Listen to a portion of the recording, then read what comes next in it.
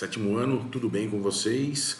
Última revisão do ano, último simulado, últimos passos para as merecidas e necessárias férias, para a gente liberar um pouco a cabeça, soltar um pouco essa musculatura, deixar um tempo para chegar no próximo ano com energia, com vontade, com curiosidade, enfim, com as forças renovadas para começar um novo ano, certo?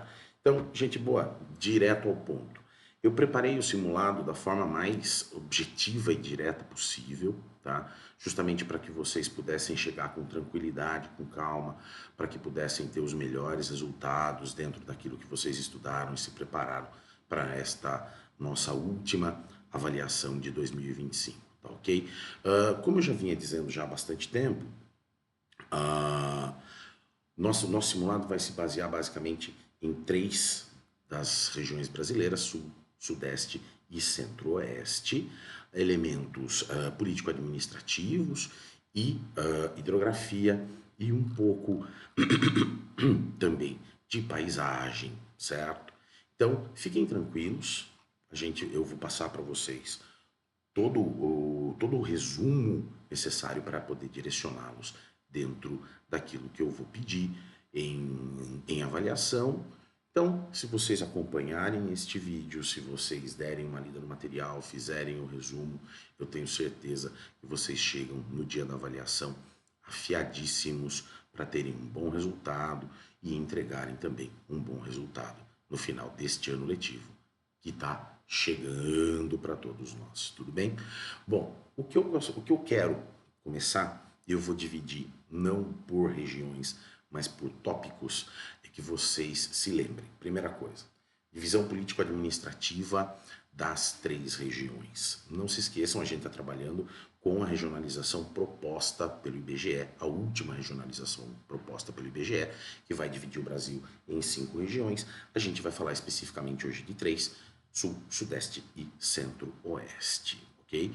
A região Centro-Oeste, ali no meio do Brasil, a única que não tem saída para o Oceano Atlântico, ela é dividida em 4 unidades federativas, sendo Mato Grosso, Mato Grosso do Sul, Goiás e Distrito Federal. Uma região que vai, ao mesmo tempo, ter uma enorme presença do agronegócio, uma enorme relevância do agronegócio, que é parte importantíssima do produto interno bruto brasileiro, né, das riquezas que nós geramos, e também administrativamente muito importante, uma vez que a capital federal, Brasília, se encontra no Distrito Federal, e não se confundam, o Distrito Federal é um território, uma unidade federativa que se encontra dentro do estado de Goiás. Então, Mato Grosso do Sul, Goiás e Distrito Federal, onde fica a cidade de Brasília, o Distrito Federal, não é? A capital brasileira, aliás. Já a região Sudeste é a região mais rica, mais tecnologicamente desenvolvida do Brasil, não é? Nós conversamos bastante sobre isso ainda no primeiro semestre, falando do processo de industrialização do Brasil, não é? Então, a importância principalmente de Minas Gerais na questão da mineração, a importância de Rio de Janeiro e São Paulo na industrialização, né, na concentração da atividade industrial, tecnológica mais avançada. A gente então vai falar de São Paulo, Rio de Janeiro, Minas Gerais e Espírito Santo. Existe alguma discussão sobre as cidades mais importantes do Brasil? Se encontram sim na região Sudeste, com destaque a cidade de São Paulo, capital do estado de São Paulo, e a cidade do Rio de Janeiro, capital do estado do Rio de Janeiro, que conformam 2 das principais metrópoles brasileiras, sendo São Paulo a principal, seguida do Rio de Janeiro, e o que conformaria, como a gente já discutiu em algumas oportunidades, o que seria uma megalópole brasileira nesse trecho entre a cidade do Rio de Janeiro e a cidade de São Paulo, que praticamente se juntam como o grande eixo econômico, tecnológico, industrial do Brasil, tá? Então, não se esqueçam disso, essa divisão administrativa, político-administrativa da região Sudeste, que é das unidades federativas ou estados São Paulo, Rio de Janeiro, Minas Gerais e Espírito Santo. Por fim, a gente fala da região sul, essa região com forte influência imigrante, não é? Com uma participação importante também no agronegócio brasileiro, formado por Paraná, Santa Catarina e Rio Grande do Sul. Um detalhe importante é que a região sudeste com a região sul performa a chamada região concentrada, que o professor Milton Santos chamava, que concentrava as principais atividades econômicas, industriais, técnicas, tecnológicas, de comunicações, etc., dentro de todo o território brasileiro. Então, já vimos a questão da divisão político-administrativa, né, das unidades federativas, região centro-oeste, região sul e região sudeste. Por fim, a gente vai perceber as diversas paisagens que a gente encontra, né, biomas, características naturais que a gente encontra nas três regiões. Na região do centro-oeste vão se destacar principalmente a porção do Cerrado, que se estende ali do meio da região centro-oeste, vai um pedacinho até o nordeste, outro pedacinho até a região sudeste, e a outra, o Pantanal, que é essa região de alagado, que fica mais para o interior da região centro-oeste, entre os estados de Mato Grosso e Mato Grosso do Sul, fazendo divisa ali com Bolívia, Paraguai, etc. Ambas regiões têm importantíssima função, não só dentro do agronegócio brasileiro, mas também em todo o equilíbrio ambiental do nosso país, uma vez que, por exemplo, o Cerrado é considerado uma enorme área de recarga, principalmente dos aquíferos e rios que correm para o sul do Brasil, enquanto o Pantanal é essa região alagada, importantíssima também do ponto de vista principalmente climático da região, para a região centro-oeste, evidentemente, mas também para a região sudeste e para a região sul, especialmente para a região sudeste, uma vez que aqueles rios voadores que vêm da Amazônia encontram também uma nova recarga, principalmente de vapor d'água, na região do Pantanal. Passando para a região sudeste, consequência de ser a região mais industrializada do Brasil, é também aquela que mais sofreu com os processos de desmatamento, etc., de exploração dos recursos naturais, com destaque a Mata Atlântica, que hoje, infelizmente, vai contar ali com no máximo 10% da sua cobertura original, que se estendia desde o norte do Paraná e se embrenhava pelos estados de São Paulo, Rio de Janeiro, Espírito Santo, indo até ali a região nordeste, na Bahia, e parte importante do interior de Minas Gerais.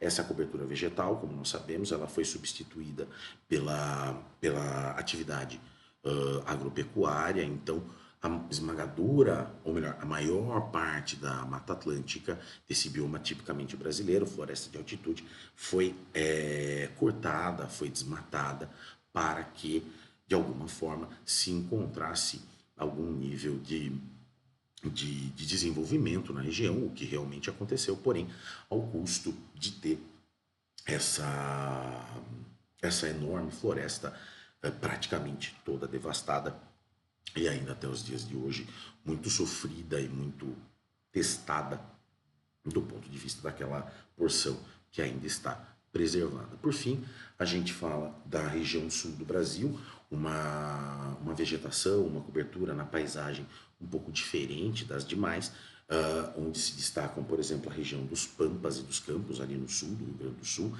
grandes áreas planas, com poucas elevações, coberta principalmente por gramíneas, né? Então, área de pasto muito importante, e também ao domínio das araucárias, como dizia o professor Aziz Absaber. Então, tanto a gente vai ter no domínio das araucárias, que predomina ali na região do Paraná, se estica um pouquinho até um pouco mais ao sul, e vindo aqui para o sul do estado de São Paulo, mas também dos Pampas. O domínio das araucárias, que também foi muito castigado pelas atividades ligadas ao agronegócio ao longo do último século e meio mais ou menos, servindo o seu espaço, claro, para o trabalho do agronegócio, ok? Por fim, acho importante destacar, uma vez que a gente está falando a gente está vivendo um período de preservação ambiental e o impacto que, que o desmatamento ou a degradação do meio ambiente gera na vida da gente, é importante a gente falar dos cursos d'água, tá? Dos grandes corpos d'água, dos rios, etc. O Brasil é um país que conta com 12% do potencial de fornecimento de água doce potável, ou seja, segura para o mundo. A gente está num país que é rico em hidrografia, portanto rico em água. A região sudeste, a região centro-oeste, aliás, perdoem, como eu disse anteriormente, principalmente a região do Cerrado, funciona como uma grande área de recarga, principalmente dos aquíferos, mas, uma vez que a gente não pode separar o desenvolvimento da preservação, os rios, muitos rios que a gente encontra, os chamados rios planáuticos, eles favorecem uma atividade importante no Brasil, que é a geração de energia hidrelétrica. Então, aproveita-se o curso dos rios, que tem grandes degraus, formando cachoeiras, etc., para a construção de hidrelétricas. Então, vamos lembrar, Planalto, né, ou rios planáuticos, enfim, eles passam de um patamar para outro, né, o curso da água passa de um patamar para outro. Essa queda da água favorece a instalação de usinas hidrelétricas. Então, o potencial brasileiro de geração de energia hidrelétrica, levando em consideração o perfil desses chamados rios planáuticos, é muito importante. A gente encontra vários deles na região centro-oeste, na região sudeste, na região sul, etc. Inclusive, tendo esse potencial já bastante explorado no território brasileiro, com mais potencial de exploração, ainda que, obviamente, a construção de hidrelétricas cria um impacto ambiental, o seu impacto geral no quadro amplo de manutenção, preservação do meio ambiente, cria menos impactos, por exemplo, do que usinas termoelétricas que vão usar combustíveis fósseis ou não fósseis para gerar energia num país tão grande quanto o Brasil. Ainda falando de hidrografia, é importante que a gente se lembre dos grandes rios, das grandes bacias hidrográficas. E aqui na região sudeste, a gente vai encontrar grandes rios, grandes bacias, que principalmente fazem parte de bacias ainda maiores. Cabe, por exemplo, destacar, como falei várias vezes em sala, aqui o nosso rio Sorocaba, ele é um afluente importante do rio Tietê, que é um dos maiores rios do Brasil, mas certamente um dos maiores da região sudeste, que é também, por sua vez, afluente do rio Paraná. Paraná, esse que é dentro dessa discussão que trouxe anteriormente de geração de energia hidrelétrica, é aquele que vai fornecer potencial, né, água, para a usina hidrelétrica de Itaipu, que se encontra no Paraná, na cidade de Foz do Iguaçu, especificamente, a fronteira entre Brasil e Paraguai, que ainda hoje, apesar de existirem projetos na China, ainda hoje a usina de Itaipu é a maior geradora de energia elétrica do mundo. Não é a maior barragem, não é a maior usina, mas é a que mais produz no mundo todo, não é? O que abre espaço para falar, talvez, da principal bacia hidrográfica da região sul, que é a bacia do Paraná, o rio Paraná, esse que é o maior afluente, ou um dos maiores afluentes do chamado Rio da Prata, que é sim, esse sim, um dos maiores rios, ou uma das maiores bacias do mundo, que vai atravessando toda a região, margeando a região centro-oeste, encontrando seus importantes afluentes, até se transformar no grande rio Paraná, que vai cortar a região sul, especificamente a porção oeste da região sul do Brasil, seguindo no curso do Rio da Prata até a sua foz, que chega finalmente em Mar del Plata, ali entre a Argentina e o Uruguai. Tudo bem? Gente, como eu me comprometi, uma revisão rapidíssima para direcioná-los bem daquilo que eu espero e desejo que vocês deem maior atenção no conteúdo trabalhado, e já aproveito para desejar para vocês um bom ano, um bom Natal, coisas boas, que vocês descansem, que 2026 seja ainda mais proveitoso, mais legal, mais